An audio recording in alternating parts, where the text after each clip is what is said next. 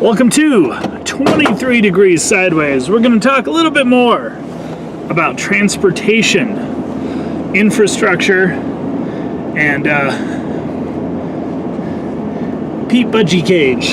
So, man, this guy is so out of touch with his job, like literally the place he's been appointed to. In Rome, at the height of the late Republic, height of the Empire, there's a couple centuries in there where things were going really pretty well.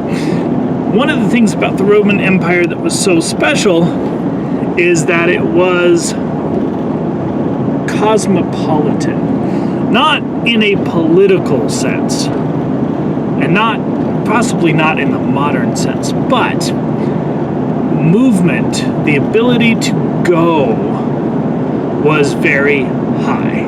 Okay, it was a very mobile population. This had a lot to do with everything: cohesion of the empire, the republic, the empire, social advancement, education, horizons for people. It was an increase in human living rate, the likes of which had not previously been known to settled cultures. At the height, more than 40% of the population of Rome would move at least one time in their lives a significant distance, over a couple hundred miles away. Okay, really big deal. It was pretty common for people to get up and go, move to a different region, move to a completely different, what we would call country, okay, in the empire, province, to go from Italy to Britain and back, something like that. The rate is actually higher for the height of the Roman Empire than it is for modern America. And that's pretty telling. I can't explain in a video how important, how big a deal this is, okay? It's a really big deal. It's it has effects on everything from your social tolerance, your social expansiveness, your ability to look forward versus backwards, how you respond in a conservative fashion to new or threatening things, and those are different. New is not threatening, threatening is not new.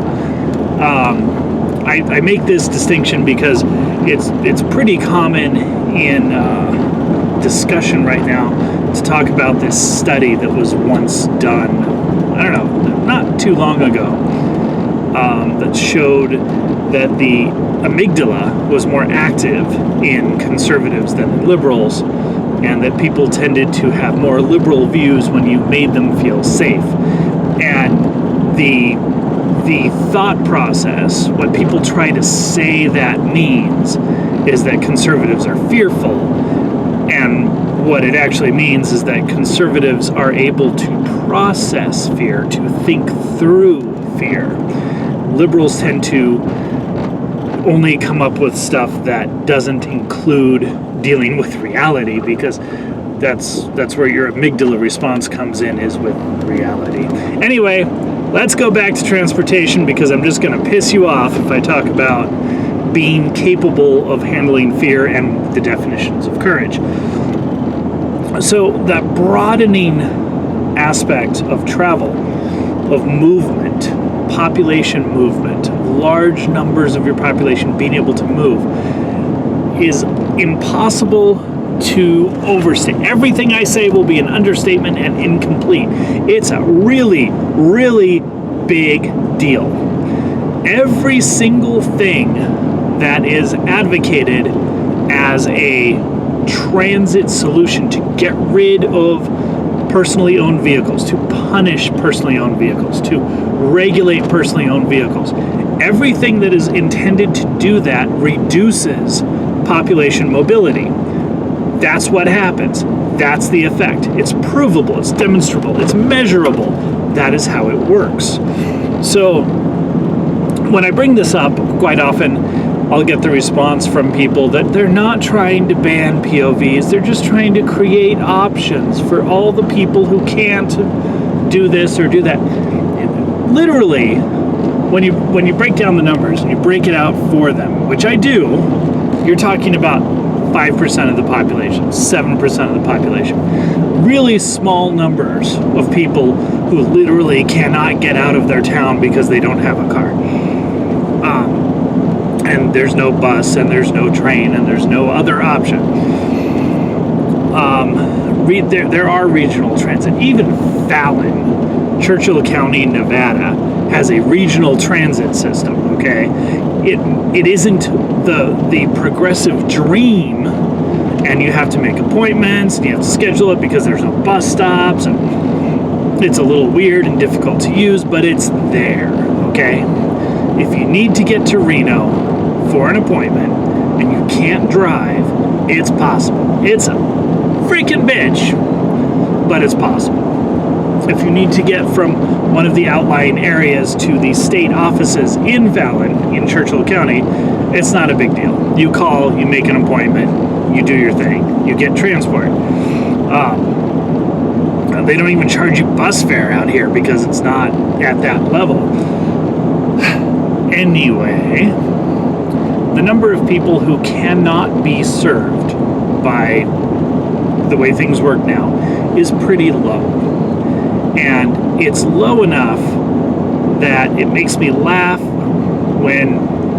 so if I say, hey, getting rid of POVs, taxing vehicles, trying to do this infrastructure is really going to fuck over the rural populations that are outlined, then the answer from the progressives is, well, that's just a small number of people and a very small example, and we can work with them. I'm like, okay, so you want to create a system that fucks over people, but it's only 5 or 7% of your population, so you'll just find a way to deal with them. Well, the system we have now works for everybody but 5 to 7% of the population, and we have ways to deal with it. Ta-da! Okay. The problem here with I get into this conversation and people say we're not trying to eliminate personally owned vehicles. We're not trying to get rid of, but they are. There are a large number of people, a large percentage of people in every case when this conversation comes up who want to get rid of POVs. They want to disincentivize. They want to get rid. There will be some magical company that will magically have driverless vehicles that will just magically pick you up whenever you want. No one will ever puke in them, pee in them, destroy them. No tragedy of the commons. Everything will be perfect and fine, and it'll be free or cheap, and everybody will be able to afford it. Everybody will have the money to do this, and it'll be anytime you want. Emergencies, disasters, panics, no worries. It'll just work perfectly. Never happened, guys. Never happened.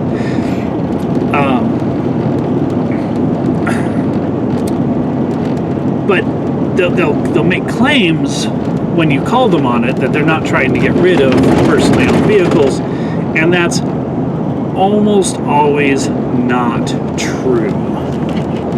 That's not the way these ideas and these plans actually work. They work on a zero-sum game idea, and there's a certain amount of reality to the zero-sum aspects. There's only so much land available for transportation. There's only so much infrastructure available. There's only so much money you can spend. If you're a government, you can't really have infinite amounts of money. That's why Pete Budgie Boy is trying to advocate for a tax a mileage tax on personally owned vehicles to pay for his mass transit infrastructure. Yeah, that's a really good one. That's fantastic. Okay.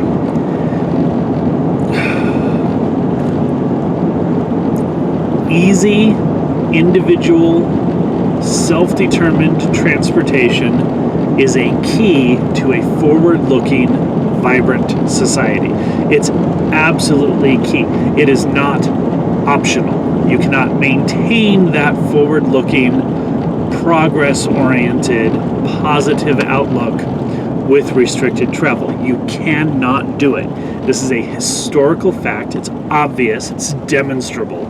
It's not. You can't even come up with some weird ideological sociology model that gets rid of that. Okay, it's a pretty close to absolute natural law level stuff.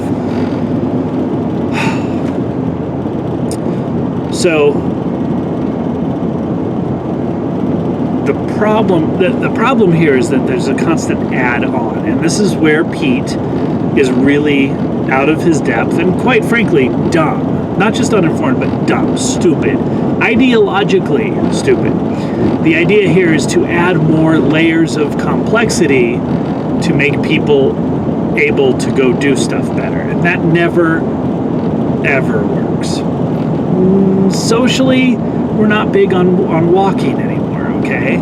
The idea of walking 10 miles to go somewhere is just very foreign, okay? It's not something Americans do anymore. And that's probably bad. There's a social aspect to that, societal aspect to that we could work on, and that would be beneficial. We don't have adequate bike paths. We don't. I would be more than happy to see a lot more infrastructure spending on bike paths, making it possible to safely bike intermodal transport on roads, especially rural highways and stuff. You know, I'd love to see more of that. I like light rail in cities. I think light rail in cities actually helps a lot. It's a lot better than buses in a lot of ways. But